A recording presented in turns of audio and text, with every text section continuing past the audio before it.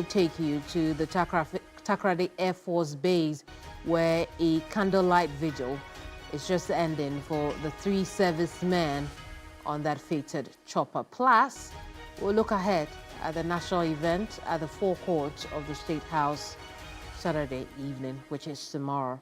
And now, if you'd like to be a part of the program, as you watch us on YouTube, x.com, facebook.com, 3news.com, TV3, and listen to us on 392.7 FM.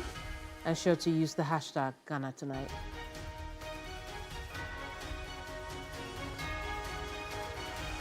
As we do always, let's bring you Ghana Brief now.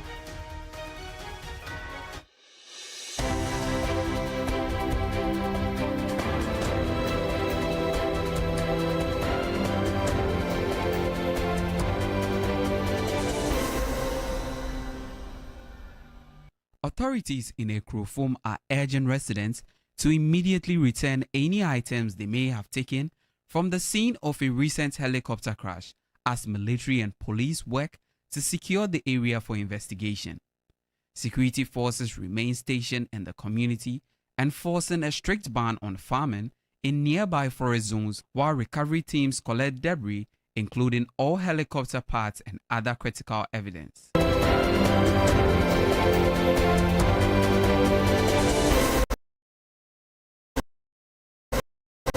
Former President John Agyekum Kufuor visited President John Dramani Mahama and First Lady Lordina Mahama to offer condolences and support after a helicopter crash claimed 8 lives on Wednesday.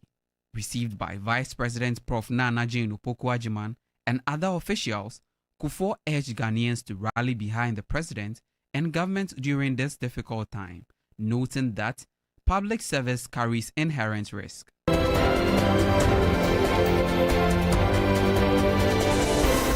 The acting Chief Justice Paul Bafo-Boni has cautioned against politicizing the tragic helicopter crash that claimed the lives of 8 men on Wednesday. Speaking after he led a team to lay flowers in honor of the deceased, he urged the public to remain respectful and supportive during this moment of collective grief. This is a national tragedy. These gallant men died in the course of duty, and so we should forge ahead in national unity and not politicize their deaths. We should all have recourse to their legacy they left behind and then serve our nations to the best of our ability.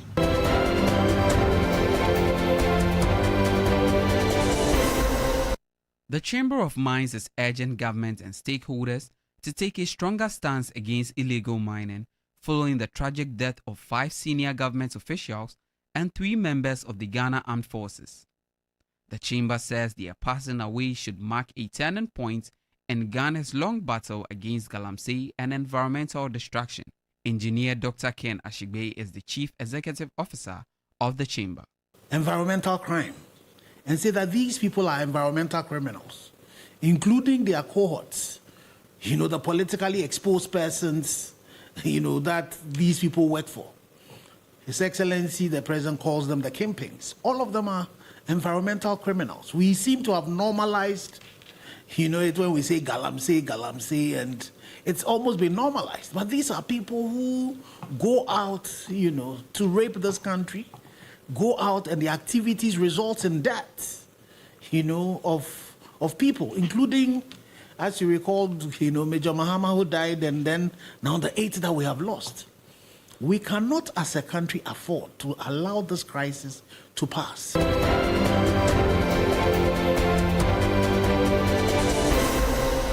Bright Awe has been remanded into police custody for 2 weeks by the Adabraka District Court as the prime suspect in the murder of immigration officer Stephen Ken Amoa. Amoa went missing on July 3 and his partially burnt body was found 5 days later. Initially treated as kidnapping, the case was later classified as murder after forensic evidence revealed attempts to clean up the crime scenes. The case has been adjourned to August 22, 2025.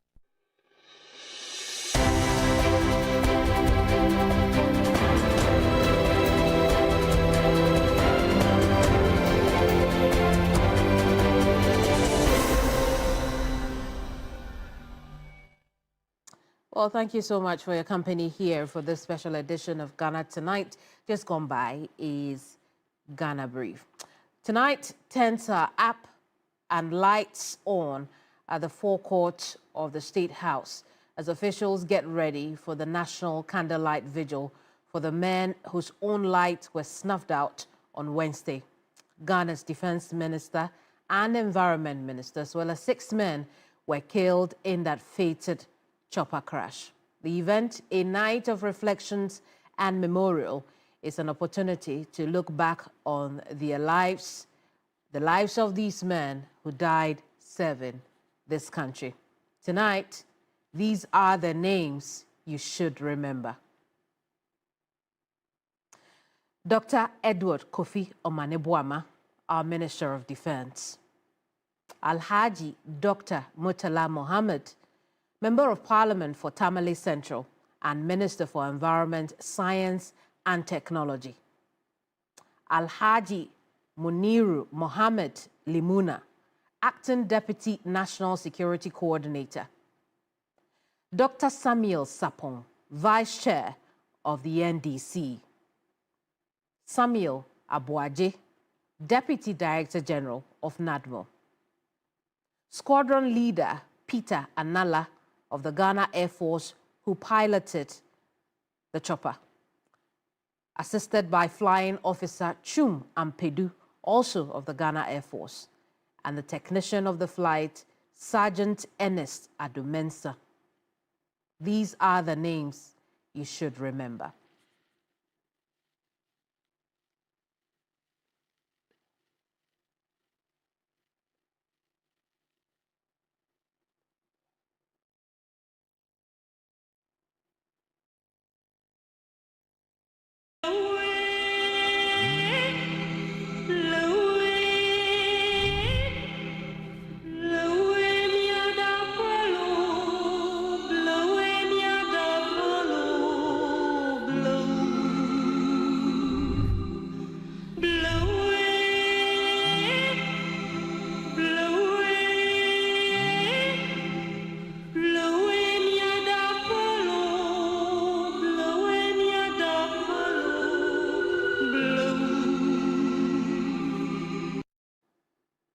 It never gets easy, that does it.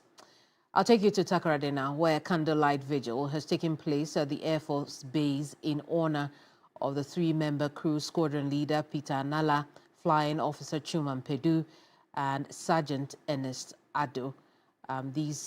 That is the base they came from to Accra for the flights to take off to the Ashanti region, the flights that ended up killing all 8 of them. Let's connect now with Benjamin Pakoju Peters, who was at this candlelight vigil for a bit more on what took place and how it went. Benjamin, talk to us. I can only imagine it was a very somber event that reflected on the lives of the 3 servicemen who were killed in the fated incident. Talk to us. Yeah, it's really a sad moment over here at the Takoradi Air Force Base. Until the demise of these 3 gallant men, they have been at the base all this while. Flying Officer Chuman Pofu, for instance, has the wife working with the Western Naval Command, and he was sent or brought to the base on November 4, 2021. Sergeant Mensa Ado NS has also been working at the Air Force Base since January 22nd January 2012. He served as a technician on the number 8 heli ring base. That's the section where he was working, as well as Sergeant Squadron Leader Peter Bafemi Anala. He also joined the base on January 2013, October 17, 2013, and he also served as a pilot on the D9 helicopter, which unfortunately crashed last Wednesday. It's really been a solemn moment for families, friends, and relatives who joined the vigil tonight. There were various testimonies about these three people, and one word seems to supersede everything. They were simply selfless and dedicated to their service. And the base commander said it's really an unfortunate situation for the Ghana Armed Forces for losing such gallant men who were really dedicated to their service. I see. And we know that some of their peers at the Air Force Base spoke highly of them. Talk to us about that. Yeah, like I said earlier, they belong to the number 8 heli wing of the Takoradi Air Force Base, and their colleagues were there. They told me they even had a kinky party just last Saturday prior to their departure to Accra to embark on this trip to Kumasi, where unfortunately they met their demise. And they simply address them as being so selfless and dedicated to their job. One of the colleagues was saying that Flying Officer Peter Ampedu, for instance, he envisaged him to be a teacher in the near future, that a commander in the near future, looking at how brilliantly he displays with the aircraft when he on the field. And to them, they really lost gems who to them they believe they are irreplaceable. Indeed, and we can tell from their faces how this has impacted them, just as much as the rest of the country. Let's take a listen to some of the tributes that came through for the three servicemen.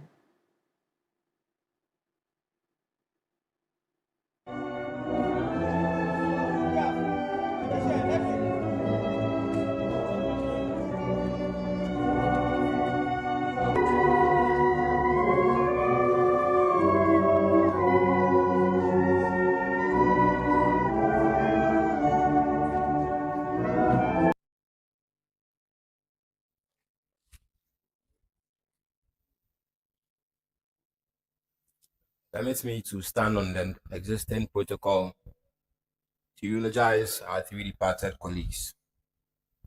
On behalf of the number 8 helicopter wing, I wish to sincerely thank all of you for being here tonight to celebrate the lives of our dear colleagues, especially at such short notice. Life, though fleeting, grants us the privilege of crossing paths with remarkable people, sharing in their personalities and building cherished memories. Tonight, we honor three such extraordinary individuals: our colleagues, our friends, and our crew. While no amount of time would be enough to fully honor them, allow us to comment, starting with Squadron Leader Peter Bafemi Anala, call sign Ice Cap Hotel Romeo, India.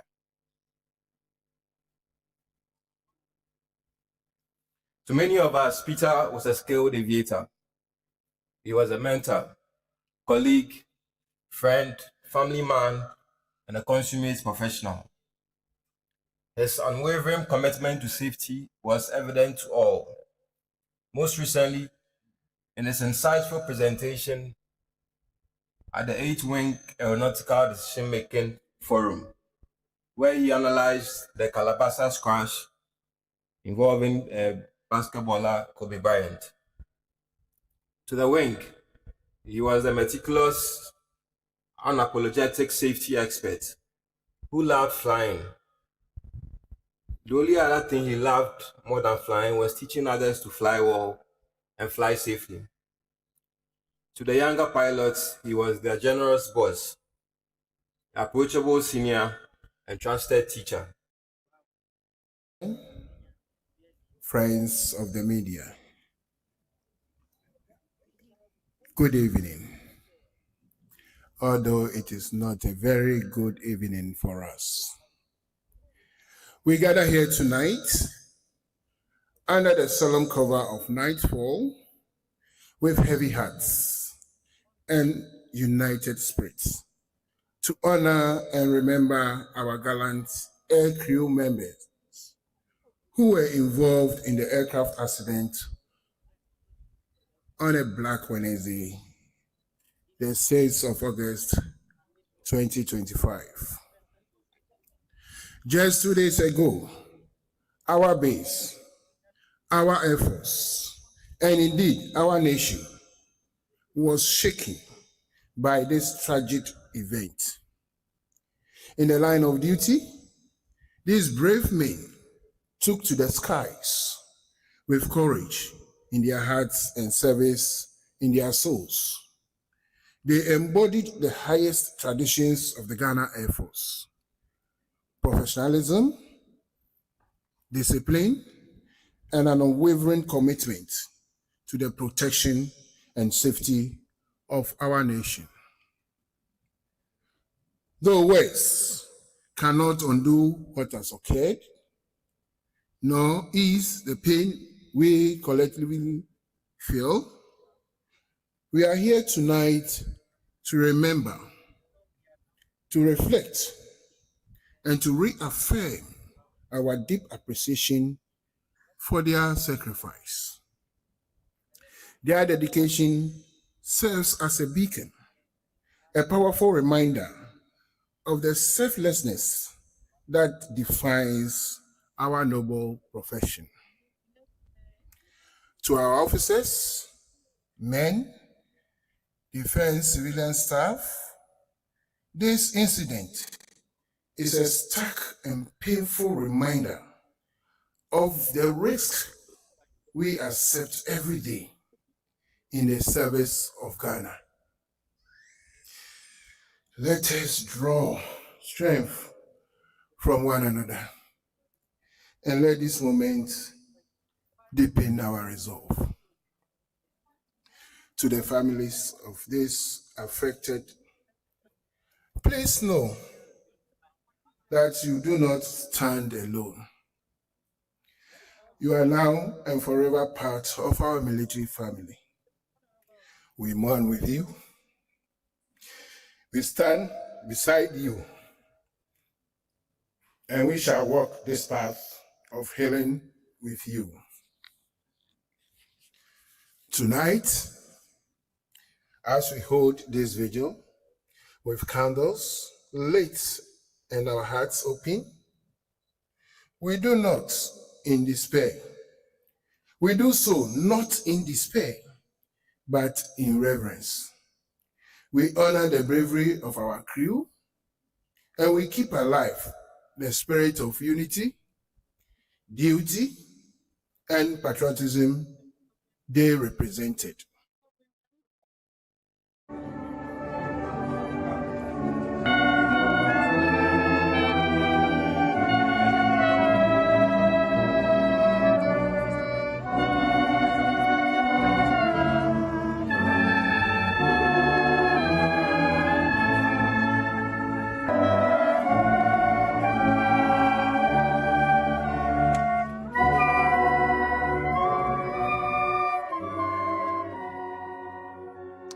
That was a special candlelight vigil for the three servicemen, Peter Anala Menin, Chum Ampedu, and Sergeant Ado Mensah. I just want to also especially acknowledge the spouse of Flying Officer Menin, Chum Ampedu, Lieutenant Irajua Komi Treme, who you see in your shot over there as she walked to the gathering to take her seat for that vigil. She is the widow left behind by this tragic incident that took the life of her husband, Flying Officer Menin Chum Ampedu. And again, our hearts are with the families who are directly impacted by this. I also want to quickly acknowledge the presence of convener for One Ghana Movement, political commentator, and a very good friend of many years of the two ministers involved in this, Senor Hosi. Senor, I appreciate your time with us in such a very difficult moment.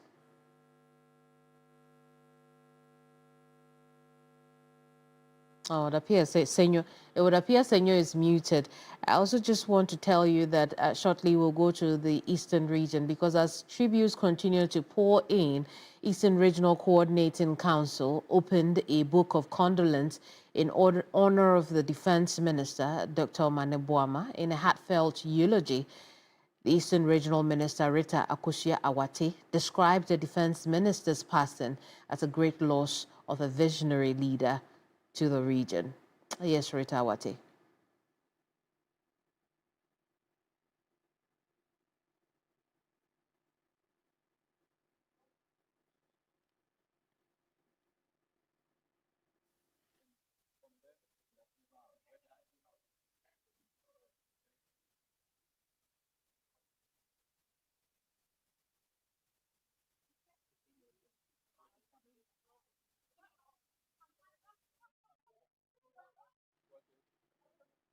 Well, I'll be sure to bring you that later.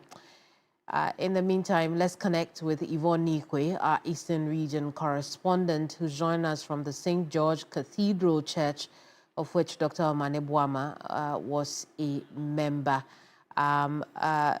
Yvonne, talk to us about the special church service that was organized tonight. Okay, Keminni. So this evening, we're having a youth convergence here at the St. George Cathedral Catholic Church, where Dr. Mane Boama used to attend when he was in Takoradi. This evening's event was an already planned event, but because of the incident that has occurred in between, the youth director will be leading the youth here to have a moment of silence for him and then have some eulogy for him, ensuring that the youth live exemplary life as him, being a staunch Catholic and also devoting his selfless life to the Catholic Church. And so that has what has begun already here. We're hoping to get to that event or time soon to get our viewers those pictures. I see. Shortly we'll hear from Reverend Father Daniel Tetetaki, but in terms of the congregation, this is where he worshipped the Lord. He knew them quite closely. What was the response you got from the congregation? Already, a lot of them go from the elderly, the Catholic priests in the diocese, and the youth. They're broken. This was a man they have known from his childhood when he was in power for the first regime, getting back to position and back to power. He's kept touch with them. For any event that was held in this region and in Takoradi, he was present when necessary. And so that bond was there. He continued to give them their presence. In recent time when he came into power, the Pope John Senior High School, which is a Catholic school, saw his impact. The road construction of the hospital junction to the school, he made sure that that particular road had been asphalted. The science laboratory in the school was an intended project he was going to get the GET fund to expand. Unfortunately, that could not happen. And so they believe that this is a great loss to them as a church and then to the nation as a whole. And then they see it. I see. I think we can now take a listen to Reverend Father Tete when he spoke at the service today. Much for the opportunity. In fact, we are very sad. We are all down, remembering the legacy he had left behind. This is his parish. He once served here as a mass server, as an altar server, knowing well that getting closer to God on the sanctuary sent him to so many places. Dr. Mane Boama is one personal soul who is always in love with the church and always wants to give off his life for the service of the church and the nation. we could recount the many times he had been of help to the church and even the school where he attended. We could recall that not too long ago, Pope John celebrated their 67th speech and prize giving day. Prior to that, Pope John had the opportunity of having their roads asphalted, and it is through the instrumentality of the late Dr. Omani Buama. It was a big blow to us, and the whole faithful, the entire region is mourning because such a gallant soul, together with his colleagues, had paid the price. Yes, it is our prayer that God will rest soon. So in this context that the entire youth of the Catholic Diocese of Koforidua had met this evening for a Jubilee night of praise, we want to remember him in a special way, the many encouragement he had given to the Catholic youth, and the fact that we should always be at the service of Holy Mother, the Church. May God grant him a peaceful rest, and may God number him among his angels in heaven. We pray that God's perpetual light shine on him always. Thank you. Reverend Father Engineer Daniel Tetetaki is the priest of the Catholic Diocese of Koforidua. And Yvonne, I'll come back to you shortly so you tell us a bit more about the whereabouts of Dr. Omani Buama's mother based on events that took place in the last few days.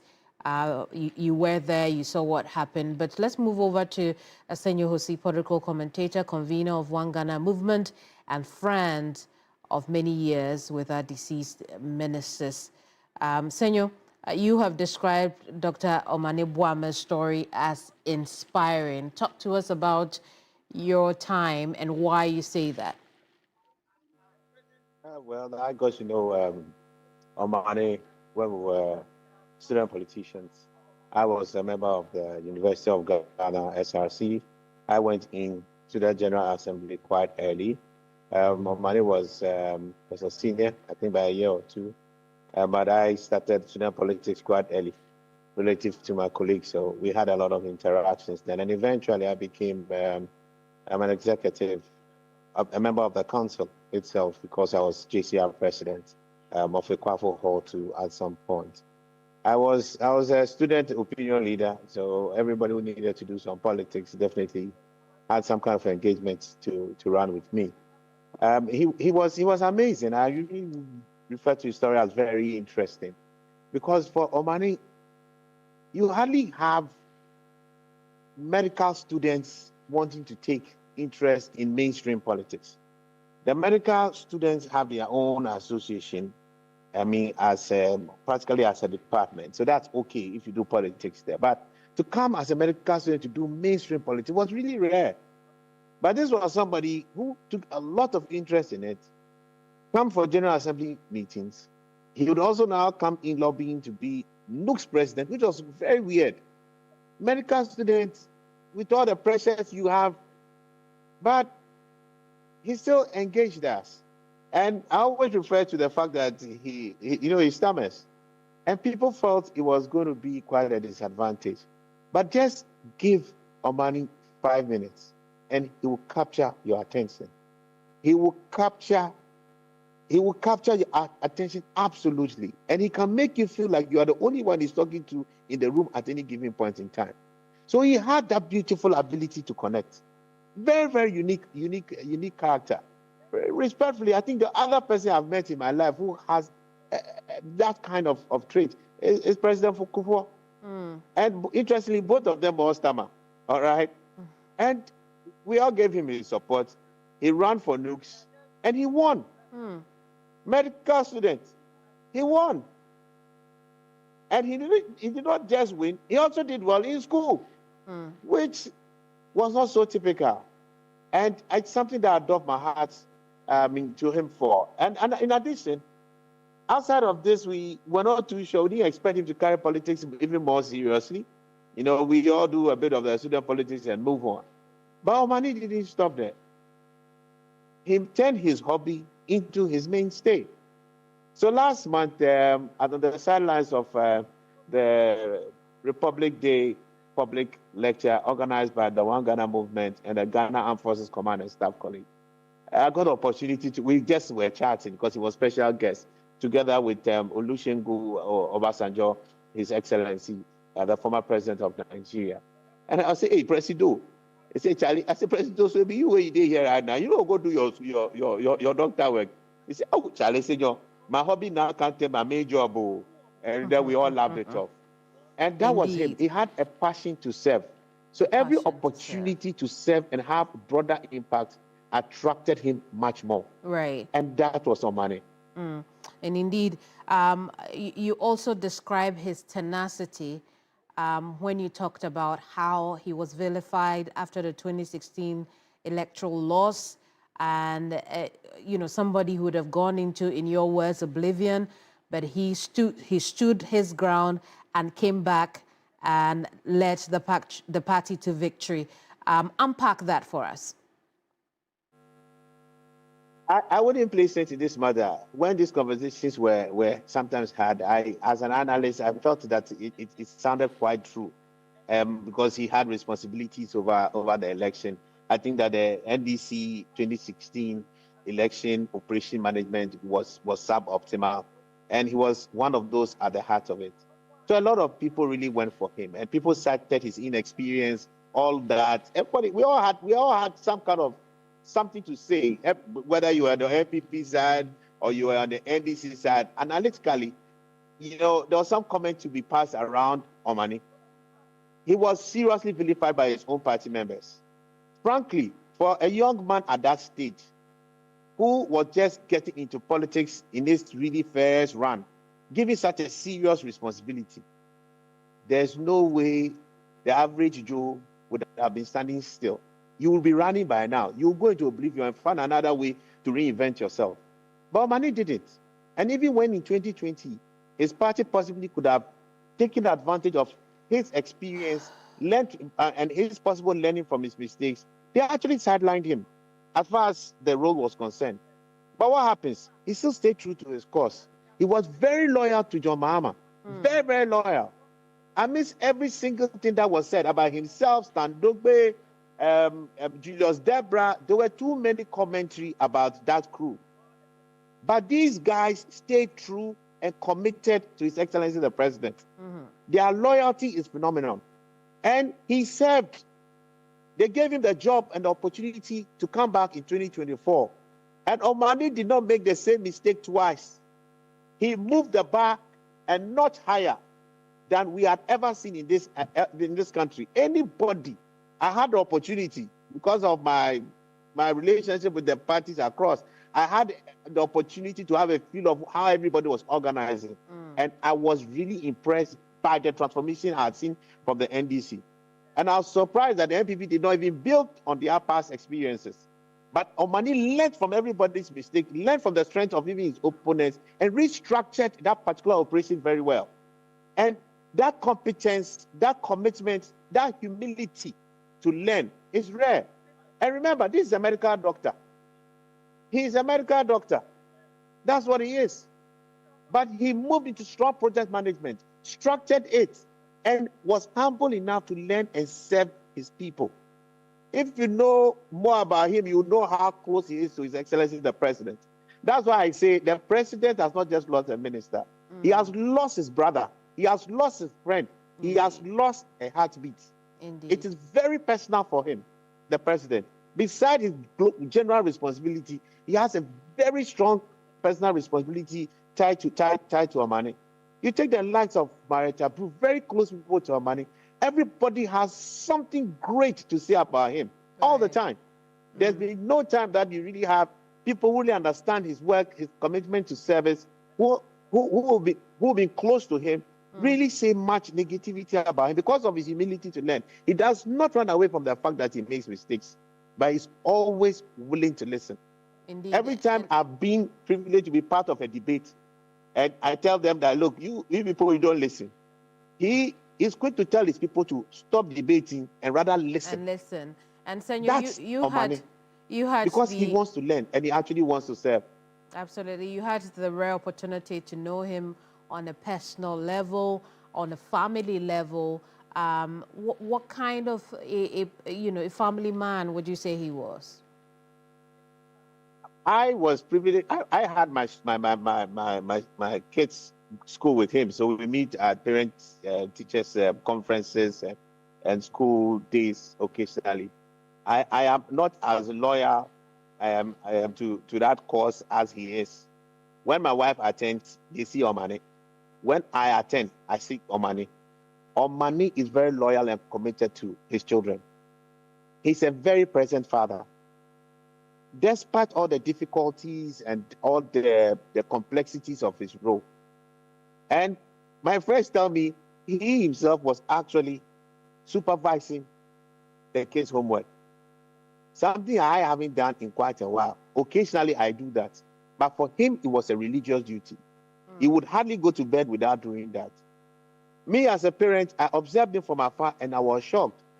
In the same school, there are many other politicians who are on both sides of the aisle. And I don't see the level of activism that they show in the kids' responsibility as far as school events were concerned. I think that he was quite a model dad when it comes to that. And he tells you the man is a man of many parts. He has a certain attitude to politics. He has a certain attitude to policy, but he's very awoken to his domestic responsibilities. He was very present in the lives of his children. One of his children is in class with my son, all right? And one actually graduated recently. You go through it, he was one of the best students in the whole year. Consistently, this guy had taken gold consistently. Very well. How do you achieve that if you're not really a present dad, organizing, coordinating, and teaching himself? I mean, it was no surprise, really. Absolutely. Looking at the kind of brain and quality said, you can really he get was it a present father, despite all the other duties he had to take on at the national level. I'm going to come to you again briefly, Senor. One note before that. Look, we are all going to be talking. We are all going to share some words. A funeral will happen. And in most cases, time is gone. People start forgetting. But those children, for what their father have been to them, it is a big hit. But beyond that, I trust and pray that the values he has instilled in them will see them through the rest of their lives. Absolutely. Senor, I'm going to come back to you because I know that you were also very close friends with Dr. Ibrahim Murtala Mohammed, and I want us to speak about him briefly as well. But in the meantime, I'll go back to the Eastern region, speak to our Eastern region correspondent, Yvonne Nikwe. Yvonne, what's the updates you have, if any, on the whereabouts of Dr. Omane Boame's mother? Dr. Many, I speak to you. The matter has been moved to because of the monitoring where after the government delegations visited the president. It wasn't right for her medical visits and psychology and they should use that to ensure that there be constant monitoring. So I speak to you in Accra. We have very good information that security stable and being so. So that was the news about it. But I want us to also chip in exactly what the Regional Coordinating Council did today in one of Dr. As you rightly said, the regional minister, which today was closed that is you did know that eventually for Dr. He never stood for any political position, but he raised a lot of young people in the region. And for that matter, they believe that many of the young ones that he has raising would be at the road, especially for the NDC's regional chairman. Very well, Yvonne, I'm afraid we'll have to end our conversation here. The line, unfortunately, is not clear enough for us to hear properly what you tell us, but thank you so much for the reporting tonight. You're still live on Ghana Tonight. We're here on TV3 and on 392.7 is the special edition as we reflect on the lives of the Defense and Environment Ministers and the 6 other men who were killed in that helicopter crash. Senor, you talk about the kids earlier today. We heard the managing director for the Agric Development Bank, Ato Sapong, talk about how an endowment fund will be put together for the children, especially, of these men who we have just lost to the icy hands of death. How does this come to you? It's welcome, but I think we have to look at a broader policy consideration. We can't continue to have this and have practically no backup for people who really serve our nation. When it's all done and dusted, it's left with the wife and the children. Trust me, all of us will get caught up in our everyday lives and our everyday problems. Very few people would always remember and stay committed to that cause.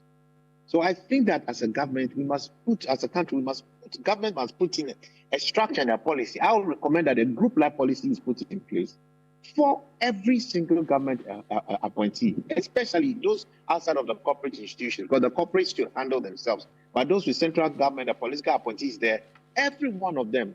And we should invest in that so that when disaster strikes, people who lay down their lives trying to serve us will be well catered for. What we currently do does not help. As a matter of fact, this structure, what we currently have operational, will rather fester corruption. Because if I die for this country and I'm gone and my children will starve, what do? Let's put in a structure so everybody who knows that when I serve my country has my back. Indeed. The country cannot just keep an unlimited budget. That's why you go in for insurance policies that create and take care of all these situations. So people's quality of life will not be so badly impacted. People will have a new window. So I humbly call on His Excellency the President. Let us start something new. Let us change the way we handle this. It should not just be arbitrary. It should be ingrained in the conditions of service for these people. A little part of the salaries, a little premium that is paid by the government can take care of these people for a very long time. In the event that there are disasters happening while they are in office, there are solutions that are not so expensive, but can be broad enough to take care of people. So people freely serve without thinking of creating their own installations that come back to haunt us as a people. So I strongly recommend that the government considers putting together a group-like policy in place for every single appointee to cover the risk of accidents, of loss of life, any kind of incidents, relative to their lives while they work, so that their children, their wives, their families can actually depend on it to sustain themselves. It's very not well, easy. Senor. We must not keep this being discretionary. It must be in structure, and it must be one that is meaningful and sustainable for those who serve us as political appointees of public servants. Indeed, this job Senor, what I want us to do now, Senor, especially. What I want us to do now is to go up north, where 3 of the men come from: Squadron Leader Peter Anala, Alhaji Munir Limuna, and Dr. Ibrahim Murtala Mohammed. We know that certain events have taken place there. So let's connect right now with our Northern and Savannah region correspondent, Christopher Amwako. Chris, talk to us about happenings today. There was an earlier visit to the home of Peter Anala, so to speak. Yes, Keminni, I must say that the visitations continued today as well, since the unfortunate incident happened. And so top government officials within the region, members of parliament within the region, some of them who are home have visited families of the affected individuals in the helicopter tragedy. Talk about in Tamale, a visit by the Northern Regional Minister and the team to the home of the squadron leader Anala. They were at the family house earlier today, and in fact, something shocking that the mother of the late squadron leader lost a son in June this year, on the 29th of June, that is some 6 weeks ago, he lost a son in the United States of America, and losing Anala again, it's a pain that she's trying so hard to endure. Then the team also visited the Honorable Murtala Muhammad's family house in Tamale. In the Savannah region, the Member of Parliament for Damango constituency actually visited, Samuel Abu Jinapo actually visited the home of Alhaji Muhammad Muniru, also went to Tamale to visit some of the bereaved families. Now, the Gonjaland Youth Association also visited all three victims' families' home in Tamale. And so that has been the activity that has been carried out today by these top government officials. Other denominations like religious groups and other bodies have also visited the families to commiserate with them and also reassure them that they are not in this alone, but everyone in the country, every Ghanaian is feeling the pain of the unfortunate incident. Keminni. Difficult for the mother of Peter Anala, who's also lost another child, you say, in the last 6 weeks. But we also know that there was visitation to the home of Alhaji Limuna. Talk to us about that. Yes, so the Member of Parliament for Damango constituency, lawyer Samuel Abu Jinapo, who has been in the constituency since Parliament went on break. Since the incident happened, he's been at the family house because he's also a member of the family. So he visited the family yet again today. When I got to Damango, he donated some items to the family. The Gonjaland Youth Association, you know, when the incident happened, the Yebora had it in the media, and traditionally it was not supposed to be so. And so the Gonjaland Youth Association had the burden of traveling to Damango to meet with the King of Gonja to officially and formally inform him about the death of Alhaji Muhammad Muniru Lumbina, who is a chief in the Damango traditional area. And in fact, he's a chief of one of the communities in the Damango traditional area, and so he's a titled man, and announcing his funeral must take some protocols. And so even though the regional minister had earlier gone to inform the family, but they have to also go through some processes again today. And so Customary processes. That was what happened earlier today. Indeed. And you were also telling us that people are starting to leave the north for Accra for the vigil? Yes, earlier today, while I was in the family house, they had dispatched some of the family members to Accra because of the vigil tomorrow. And so the first team has taken place because they are going to be part of the preparations, and if there are other activities, they will actually take care of that. We also heard earlier that the president was supposed to pay to visit Alhaji Muhammad Muniru's house in Accra to sympathize with the family. And so that was why there was a rush in taking them to Accra. Tomorrow, another team will follow to Accra to be part of the vigil. Indeed, and we'll keep an eye on events here while you do same up north. Thank you so much for the reporting. I do want to go back to Senyo now and speak quickly about Dr. Ibrahim Murtala Mohammed. Senyo, you called him Abochi. Talk to us about the relationship between the two of you. Okay, my relationship with Murtala also dates back to our time in Legon, in the early days, against student politics. He ran together with Professor Albert Kwashiga of the UPSA Law School. I guess it's a professor or a doctor, whichever. For SRC president. And these two people come to my block early in the morning, and I was the noisiest one on the block, so everybody was expecting to say something. And they shall start. I'm not here to make lofty promises. I'm not here to make lofty promises. I said they should please get away. They are all the same, you know. And that actually got our relationship going on.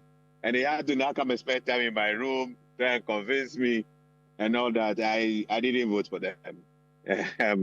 But we became friends after. They lost the SRC president. So I became the face of the opposition. And they became my backers. He and the late John Kuma. John Kuma is also a friend. I a relationship, but we had through 5 years earlier. No, 4 years earlier before we met Aboji.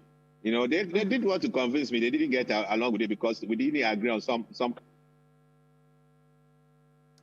or facts at the time. All of them. Indeed, Senor, what we'll do is we'll take a quick break. Hopefully when we return from the break, your connection will be better so we can hear clearly what you say about Dr. Murtala Mohammed. This is Ghana Tonight. Let's go on that quick break. When we come back, we've also got some breaking news for you. Don't go away.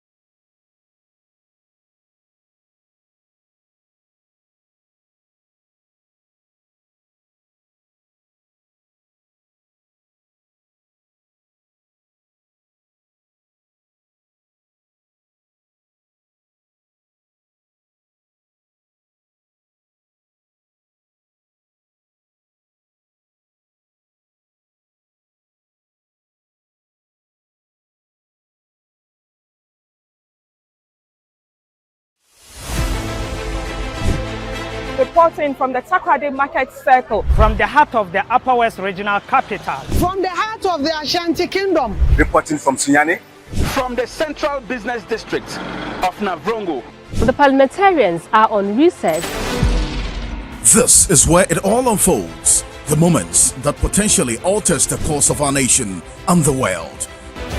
These are the individuals we recognize, the voices we amplify, who appears on screen and who contributes behind the scenes. With professionalism at our core, we bring you news you can trust, impact journalism that makes a difference. This illustrates how diverse perspectives enhance our strength and reinforces our mission. This is 3 News. Leaders in breaking news, exclusive interviews, facts and analysis on TV, radio, online and digital. 3 News, first in news.